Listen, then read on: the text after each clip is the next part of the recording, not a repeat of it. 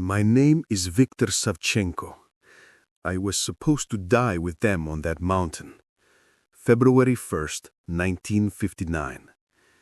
The night that changed everything.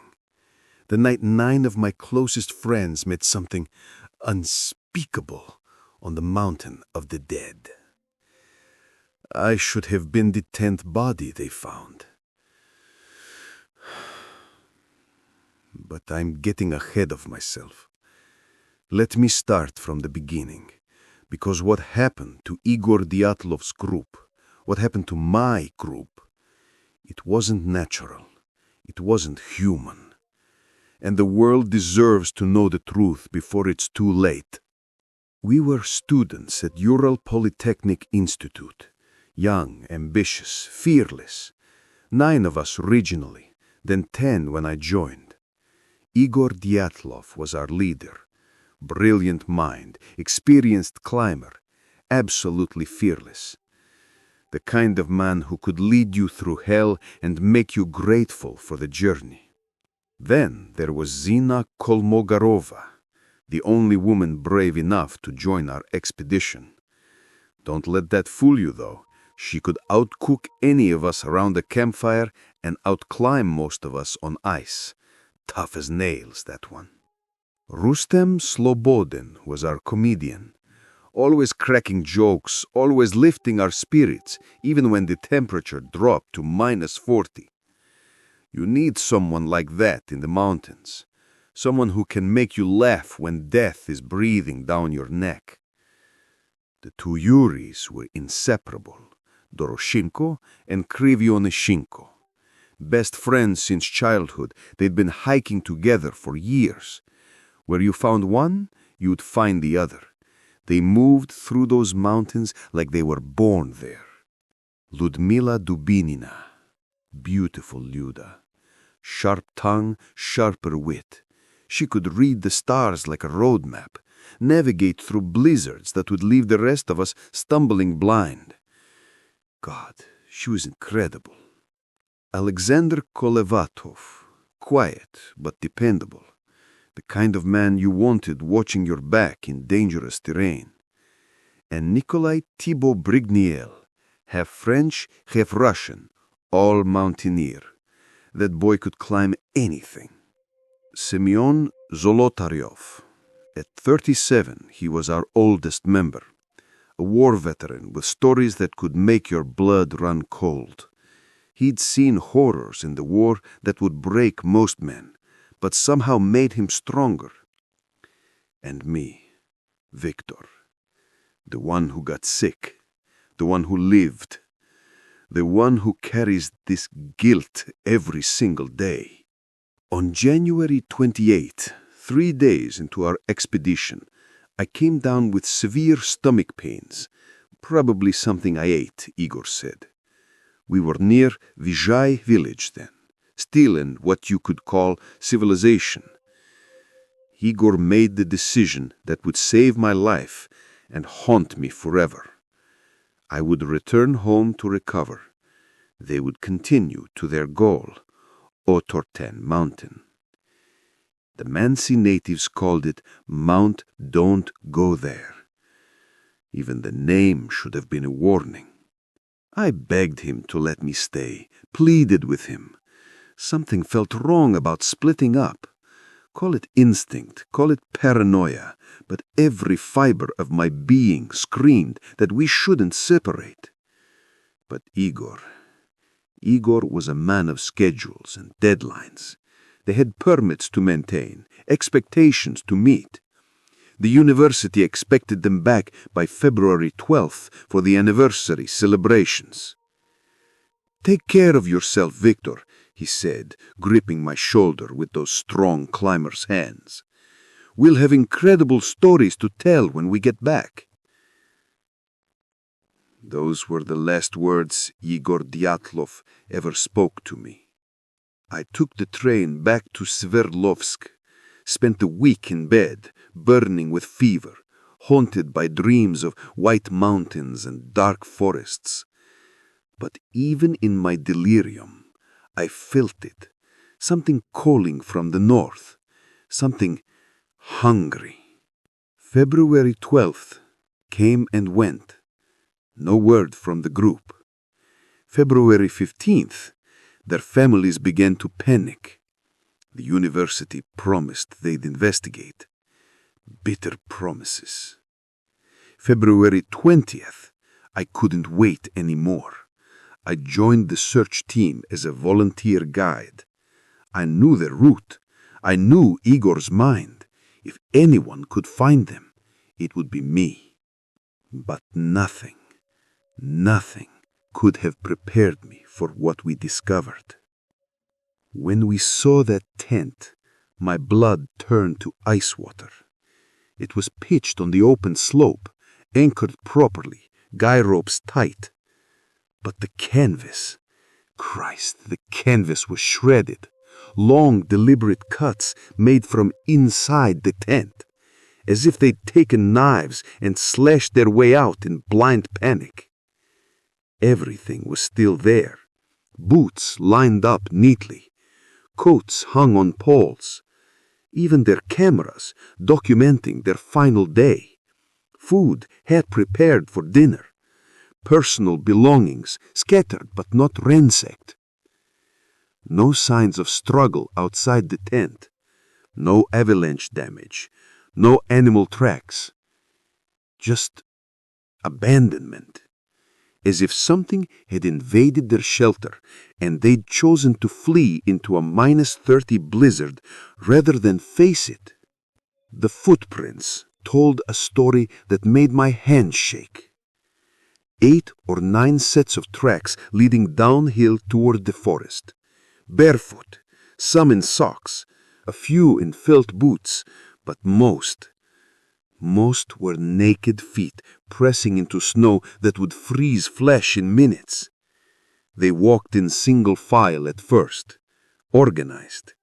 Then the prints became erratic, stumbling, falling, crawling.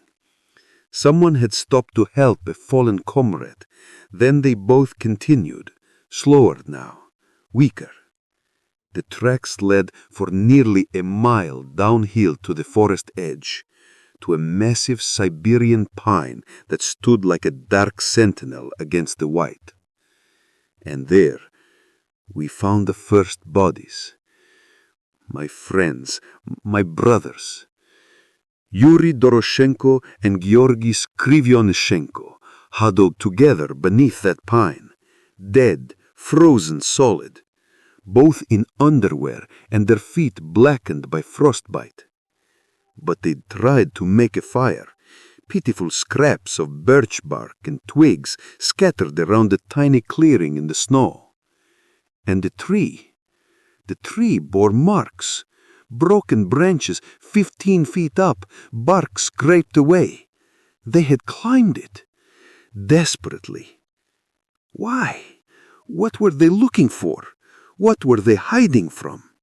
Their skin was gray-blue, their eyes open wide, staring not at the sky, but back toward the tent, back toward whatever had driven them from their shelter.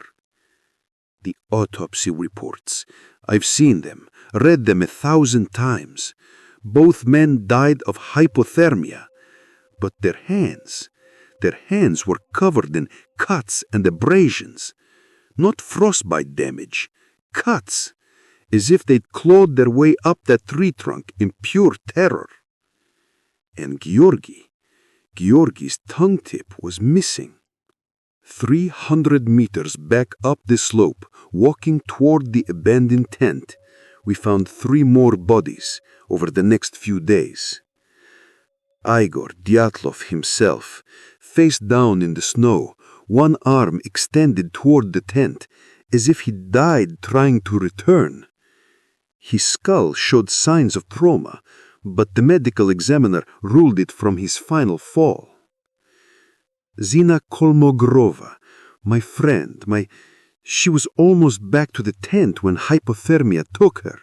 50 meters from safety, and she couldn't make it. Her knuckles were bloody. She had fought for every step. Rustem Slobodin lay between them. our joker, who could make us laugh through any hardship. His skull was fractured, but again, they said it was from falling in his weakened state. All three had died trying to return to their tent, to whatever they'd fled from in terror. What kind of madness makes you run into a killing blizzard, then try to return to face the very thing that drove you out? But the real horror, the real nightmare, came 2 months later. The spring thaw revealed what the winter had hidden. In a ravine deeper in the woods, under 15 feet of snow and ice, we found the last 4. Lyudmila, Alexander, Nikolai, and Semyon. They'd made it further from the tent than the others. Had they thought they'd escaped? They were dressed partially, wearing scraps of clothing torn from the dead. Lyuda wore Krivonischenko's hat. Zolotaryov had wrapped himself in pieces of Doroshenko's sweater.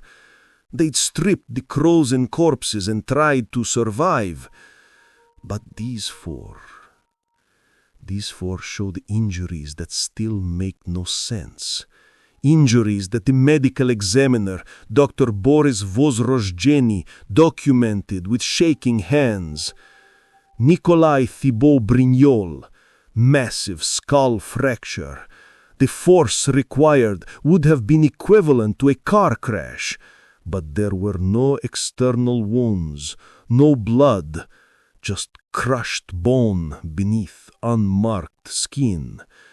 Alexander Kolevatov and Semyon Zolotaryov had multiple rib fractures. Zolotaryov had 6 ribs broken. Kolevatov had several. The pressure required, Dr. Vozrozheny compared it to being in a car accident or falling from a great height. But they were found in a ravine only 4 meters deep. And Lyudmila, beautiful Lyuda, the woman who could navigate by starlight, her chest was caved in. 4 ribs on the right side, 6 on the left. Her heart contained 100 grams of blood. She'd bled internally for some time before dying. But worse, far worse, her eyes were removed, electronically measured by the medical examiner Dr. Vozrozheny, and her tongue was gone, torn out at the root, the soft tissues of her face eaten away. The medical examiner suggested scavenging animals. But what animal operates in -30 weather? What animal leaves no tracks in snow? What animal removes tongues and eyes with surgical precision while leaving the rest of the body untouched? And then there was the radiation. Faint but detectable. On their clothing, Semyon's sweater tested positive, Kolevatov's jacket, random pieces that made no pattern, followed no logic. Where did it come from? This was 1959. Nuclear testing was classified, secret. Were they near a test site? Had they witnessed something they shouldn't have? I've spent 60 years studying every detail of that night. Every photograph, every witness statement, every classified document I could get my hands on. I've read the testimonies of the Mansi natives who found their bodies. I've walked those mountains 100 times, searching for answers. The official investigation concluded in May 1959. Death by compelling natural force, they called it. The case was classified immediately. No further investigation allowed. Compelling natural force? What natural force removes tongues? What natural force creates radiation? What natural force makes experienced hikers slash their own tent and run barefoot into a blizzard? I've heard all the theories over the decades. Avalanche? There was no avalanche debris. No snow inside the tent. The slope wasn't steep enough. Mansi attack? The local tribes reported no activity. No tracks except ours. No motive for murder. Military weapons test? The Soviet military denied involvement. But those radiation readings, those strange lights reported in the sky that night, I've heard all the theories over the decades. Mansi attack? The local tribes reported no activity, no tracks except ours, no motive for murder.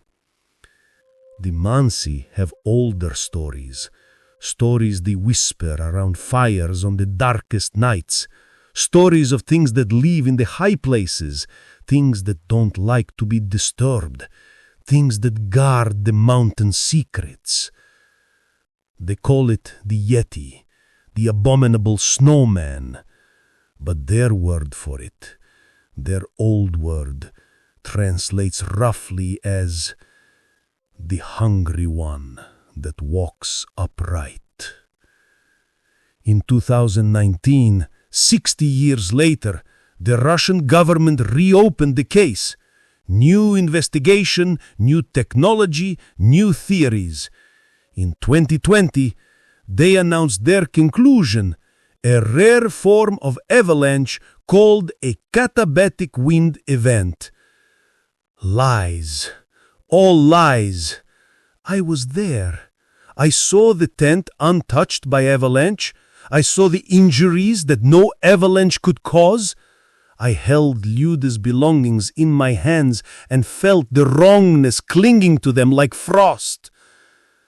Something came to their tent that night. Something that made 9 experienced mountaineers choose certain death over facing it. Something with the strength to crush human ribs like twigs. Something that left no tracks in the snow. And I think it's still there. The mountain has claimed others since then. Hikers who venture too close to the pass. Search teams who stay too long. Always the same pattern. Found far from their camps, partially clothed, with injuries that make no medical sense. The locals avoid the area now. Even the Mansi who've hunted those mountains for centuries won't go near Kholat Syakal after dark. But sometimes, on clear winter nights, hikers report lights on the mountain. Orange glows moving against the snow, and sounds like massive footsteps, slow and deliberate, patrolling the heights. I'm 89 years old now, the last living member of the original expedition, the only one who can tell this story while the truth still matters. They'll say I'm senile, delusional, traumatized by losing my friends. Maybe they're right. Maybe 60 years of guilt and nightmares have broken my mind. But I know what I saw in those mountains. I know what killed my friends. And I know it's still hungry. The official files remain classified to this day. Witnesses have died or disappeared. Evidence has been lost or misplaced. The Soviet Union may be gone, but some secrets are too dangerous to reveal. So I'm telling you now, while I still can, while I still remember their faces, their voices, their dreams of conquering the mountain of the dead. 9 young people went into those mountains in February 1959. 9 bright souls with their whole lives ahead of them. They were prepared for cold, for storms, for avalanches, for wild animals. But they weren't prepared for what found them. And neither are you. Stay away from Cholhatz Yachal. Stay away from the mountain of the dead. Some places are meant to remain unexplored. Some mysteries are meant to stay buried under the snow. But sometimes, on clear winter nights, hikers report lights on the mountain, orange glows moving against the snow, and sounds like massive footsteps, slow and deliberate, patrolling the heights. Run like they did. It won't save you, but at least you'll understand in those final moments what they felt. The terror that made death by freezing seem like mercy. The hungry one that walks upright is still there, still waiting, still hunting. My name was Viktor Savchenko. I was supposed to die with them on February 1st, 1959. Sometimes I think I did.